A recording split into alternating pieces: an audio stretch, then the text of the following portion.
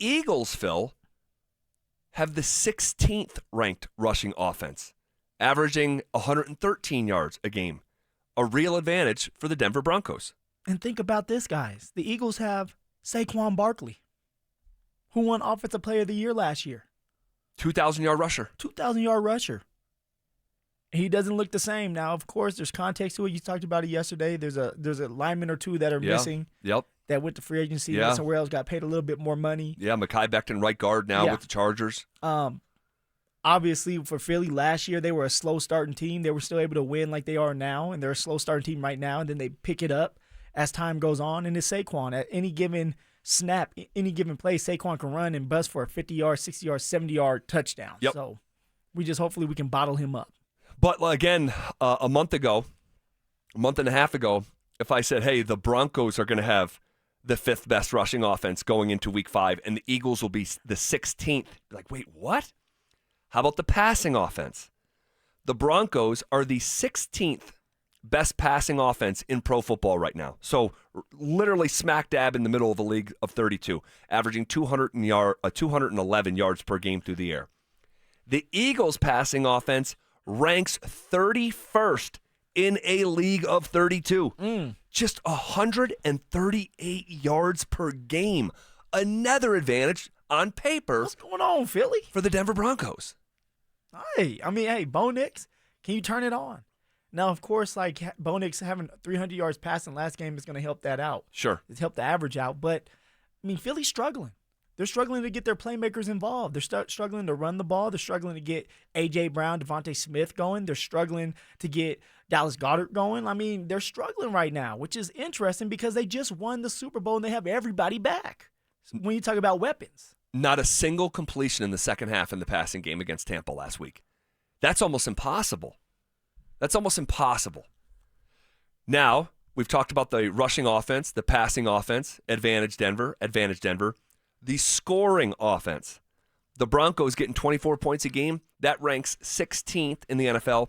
The Eagles, despite those struggles, despite being 16th in the run game and 31st in the passing game, somehow they are 7th in points, getting 27 points per game. Now, that's an advantage to the Eagles by a field goal, 24-27. And the reason is there has been nobody better in the red zone than Philly in the first 4 games of the season. 11 trips, 11 touchdowns. Oh, man. You cannot make up that kind of efficiency. 11 for 11, the epitome of efficiency. It's the red zone, so they're being very creative. I actually almost sent you a clip. I need to send you the clip of how creative they were when they got to the red zone with just their running back, their receivers, their tight ends. They're doing a lot of unique things that are going to confuse the defense. So hopefully Vance Joseph's defense is ready to roll, especially in the red zone. And then, of course, you get to the 1-2 yard line. The tush push is coming. Unstoppable. And there's a lot of reasons why it's unstoppable because they've built plays on top of the tush push. They have. So it's not just about pushing and getting the 1 yard. If you put everybody just right in front of the offensive line, they're going to find a way to get to the outside and be creative. So it's damn near unstoppable. Yeah, and we need to circle back because we really haven't talked about that tush push yet in dedicated fashion this week, and we will here. So advantage Broncos in the rushing offense, advantage Broncos in the passing offense, advantage Eagles with their scoring offense because of how good they have been in the red zone. Now you look at the defensive side of the ball for each of these teams. Rush defense. Broncos are giving up 99 yards a game on the ground. That ranks 11th in pro football. The Eagles are giving up 126 yards per game. That ranks 21st. So another advantage on paper to the Denver Broncos in stopping the run. You look at stopping the passing game. The Broncos are allowing 186 yards per game through the air. That ranks 9th across the NFL. The Eagles are allowing 207. That ranks 17th. Another advantage for the Broncos. And one more. The scoring defense. Limiting points. The Broncos are giving up 16.8 points per game. That ranks 2nd in professional football. The Eagles are allowing 22 points a game. That is 15th. So second compared to 15th, another advantage for Denver. So you look at just some of the fundamentals in football. Running the ball, Denver's done it better. Passing the ball, Denver's done it better. Scoring at a higher rate, the Eagles have done that better by a field goal. Stopping the run, the Broncos have done it better. Stopping the pass, the Broncos have done it better. Scoring defense, limiting opponents on the scoreboard, keeping them out of the end zone, the Broncos have done it better. So, I mean, there are a lot of advantages, and I understand, just to repeat myself, the game is played on grass. Yeah. I know that. Anything can happen. But 4 games is not nothing. And I just could not have anticipated a month and a half ago us coming into Eagles week with this many on-paper advantages for the Denver Broncos. So are you confident? You went through all these stats. And I know you're already really confident on Denver in this game for different reasons, and I know we're going to discuss it tomorrow. Yeah. But after going through those stats, should all of us, all the listeners out there, should we be confident that we could come away with this with a win? You know what? I think so. I think so. And I'll tell you this. I'm confident. I've been confident. I told you Monday morning the first thing I did was take the Broncos plus 4.5. Yeah, you didn't brush your teeth. You took a piss, and then you hit the number. That's exactly how that went. I'm confident, and it comes from a couple different places. The one, Sean Payton can drive me nuts. Sean Payton can flat out drive me nuts. And I believe I'm fair with Sean, and to be fair with Sean is to be critical. If you're doing this job and you haven't been critical in any way of Sean Payton, you're not doing it right. You're not being authentic. You're not being real. But that being said, man, I trust him in this spot. I do. Ooh, see, that's the confidence I like to hear. I trust him in this spot. The same way that you go into Arrowhead last year and the Chiefs were undefeated and you had them beat. You had him beat in Arrowhead. You think about the 2023 season, his first year in Denver, Monday Night Football. He had that team ready to play in Buffalo, and they beat Josh Allen and the Bills. Now, there was some circumstance. Remember, there was 12 men on the field at the end definitely. of the – but still, by the way, real quick fun fact. Go ahead. That's the last time the Bills lost at home. Zach, I told you now, you were like, oh, Phil, you're like, no, I'm not going to listen to it. I'm saying, I don't think the Buffalo Bills are going to get beat at all this year at home. Truly. We'll see. A little bit of magic. It's already tough to beat Buffalo in Buffalo. I've been there 4 times and came out with a foot in my ass. Truly. And what do you say? Like, and turned. Like, stick it up there and turn it sideways. Like, literally, like, you go into Buffalo, you're coming out a different guy. Yeah. It's just different. Well, that's how it's been. But so think about that. The last time the Bills lost at home was a Sean Payton-led group. So in this spot, yes, he drives me nuts sometimes. And he can bring his agenda into his game day order of operations. We've seen that multiple times. It's unacceptable. Yeah. But I trust him in this spot to have these dudes ready to play. The one thing I don't like about this is the short week and then the cross-country travel going to the East Coast, where historically that has just been those early East Coast start times have been unkind to the Denver Broncos. Yeah, and it's tough to wake up in the morning in the time change and get ready to go against a physical team in a hostile environment, and a team that knows that they are good and that they are trying to get back to the Super Bowl, and you're a team that's like, hey, we're still trying to figure our identity out. Right. They already know their identity as the Philadelphia Eagles. They know what they want to do, and they're going to try to run the ball. They're going to try to get their big boys and their big receivers and their fast receivers more involved and take shots down the field. But what are the Denver Broncos going to do? Now, you say you trust Sean, and I trust Sean for the most part. And you brought up the Kansas City game last year. We had that one. But we didn't end up winning that game because of special teams. Yep.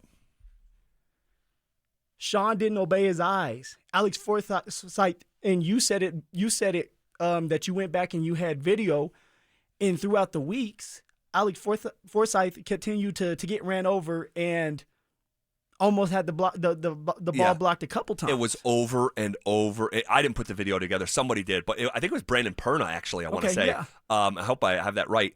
Shout out. But, yeah, it was over and over and over again that he allowed that to happen. Sean didn't make any adjustments to that. You finally have the Kansas City Chiefs beat, and you give up a block field goal. You're getting ready to go into this game against Philly. Philly's winning these games, not just because of their offense and defense, but they're making plays special teams wise. Definitely. It's two literally blocks. already won them games. 2 games. Yep. 2 blocks against the Rams. One to end the game. They took it back to the house. Big boy had the fastest time. Crazy. Yeah, 18 miles per hour. 18 miles per hour. Quinyon Mitchell? Yes. Yeah. Last Sunday, there was a punt blocked with the Tampa Bay Buccaneers. Scoop and score. Touchdown. You go back and you look at the score of that game. That's why they won. So, yes, Denver has the advantage when it comes to like head-to-head, when it comes to the pass rushers, the defense, the running game right now, Bo Nix passing the ball.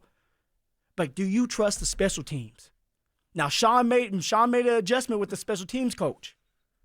Brought in his guy. He did. He had a top 10 special teams unit, and he fired him, brought in Rizzi. Yeah, his former guy, yeah. Zach, and we're going to talk about it more throughout this show. I trust Sean when it comes to the X's and O's offensively. I trust that VJ is going to get it done. But I'm not so sure that our special teams is ready for the task that they're going to have to go against Philly. Philly is very dominant when it comes to special teams. This is why it takes all 3 phases. Right. We got to start opening our eyes. Yep. When it comes down to it, it may not be because of Bo Nix or the defense. It may be because of a block kick. It could be. Or a kick return taken back to the house. It could be. Do we trust Sean when it comes to the special teams because he's the head coach? Well, yeah, and ultimately the buck stops with him. Yeah. And the Broncos have lost multiple games here in the last couple of years because of special teams. We already lived through it within the last month, right? You had the game won, and you had a special teams gaffe. Kansas City, you had the game won, you have a special teams gaffe. The Chargers, late second half Thursday Night Football, that you should have never been playing on Thursday Night Football because all that stuff. That he opted into, but a special teams gaffe leads to the first free kick in 57 years, and they're hanging points. So it's hurt the Broncos, and it's cost the Broncos. And to think that it couldn't on Sunday would be naive. So they have to be completely buttoned up. That's why that's just another reason why I don't like the short week here, combined with traveling to the East Coast on an early start time in a place that you have not won at since September of 1986. Is the last time the Broncos beat Philly in Philly. The Broncos can do it. They definitely can. You just laid down the stats. Like, it's real. They are the real deal. Penalties and closing out that damn game. Can the Denver Broncos do that? That's what we need to figure out. That's what we need to see on Sunday. Because Philly, if you give them a chance, they're going to close that game out. Yep. Why? Yep. Because they know how to close out games. That's right. They have 4 wins, and they're all by 1 possession. There you go. And by the way, like, we also have to acknowledge that, like, strength of opponent matters. And the Broncos have beat 2 football teams that are bad. They've lost to 2 football teams that are good. This was their profile exactly a year ago.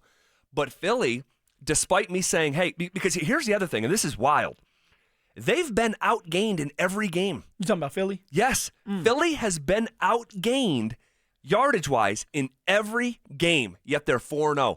And this speaks to what I believe is the at the heart of this matchup. And look, crazy stuff can happen in the game of football, so you might get something kooky happen, like a block kick or something like that. But for me, this matchup on Sunday is about the Eagles in the red zone against the Broncos defense in the red zone. Because the reason you're 4-0 when you've been outgained in every game is because you are absolutely nails in the red area. 11 for 11, 100%, best in the NFL. But this is good on good, Phil, because the Denver Broncos have the best red zone defense in the NFL. They've allowed 3 touchdowns in 12 tries into the red area. That means they're getting a stop in the red zone 75% of the time. So you're saying that this, like, hey, this is good on good. Defense needs to bow up. They need to come to play. And usually with VJ's defense, it's a bend but don't break defense. Correct. Like, you're going to give up yards. You're going to give up time. All right, they're driving down the field. But at the end of that drive, they end up with no points or 3 points usually, not a touchdown. But now when you do that, now you put pressure on Bo Nix. Do you trust this offense to look like they did against Cincy? Can the offense sustain drives? Not have as many 3-and-outs. It's going to happen a couple times. It's a tough defense. Sure.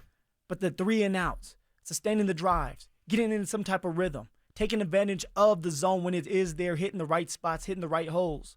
Like, that all matters to help your defense out, because if the defense bends and they're out there for a long time and then they're able to force Philly to settle for a field goal, you get back out there as an offense, you go 3 and out. That's when the disaster starts to happen, because now Philly's like, we're going to do another drive. At some point, you are going to bust. Right.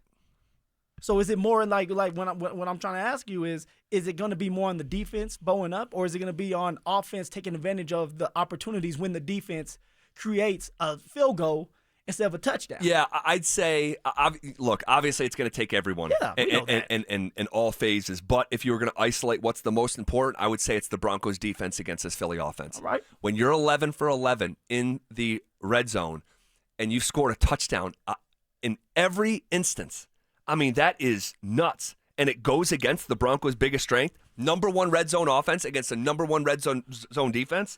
I mean, this is the unstoppable force against the immovable object through 4 games anyway. But also I want to put some credence into the opponents, because like I can talk about how Philly's been outgained and every win has been by 1 possession, but they beat a Dallas team that I know for me is better than I expected. Oh yeah, that is not some laughing stock. That is and I saw someone say this, and I forget where, but it's a very Joe Burrow, Cincinnati Bengals situation from last year, where they might be the worst defense in the league, but Dak Prescott is playing like an MVP candidate right now. I mean, he has been great.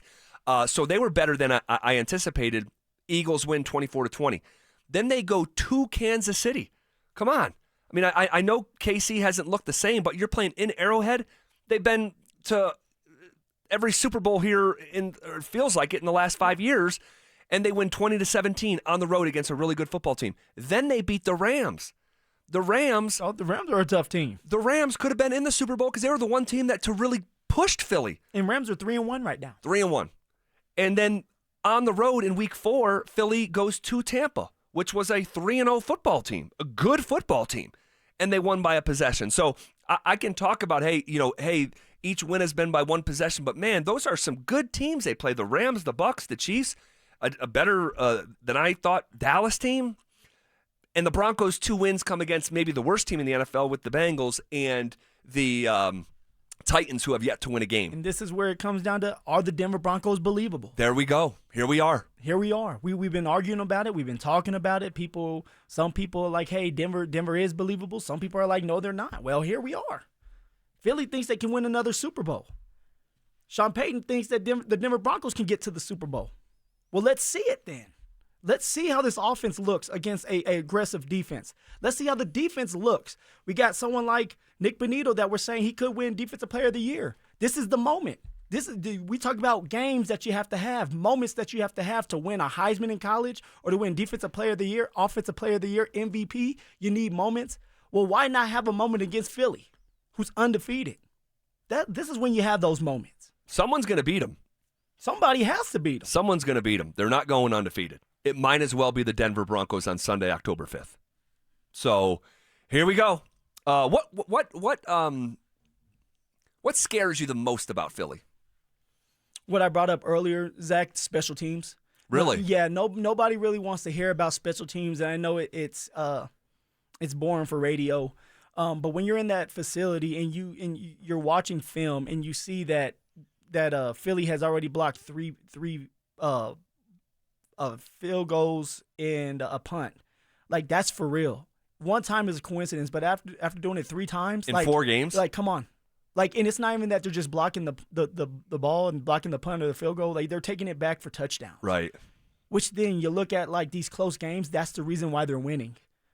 And when you look at our special teams, it's like it's not very good right now. We're probably in the middle of the pack. I'll have to go and look it up, but we're probably in the middle of the pack at best. And if we mess up on special teams, that can be the reason why we lose this game. Totally. Early Sunday game, the change of times when you need things to go your way in a hostile environment, special teams come up big for you, and Philly knows how to do that right now. That's what's concerning about this game. All right. Not going to give you any pushback on that. That could be a real factor on Sunday, morning for us. So, okay. the Nick Bonito Defensive Player of the Year train is picking up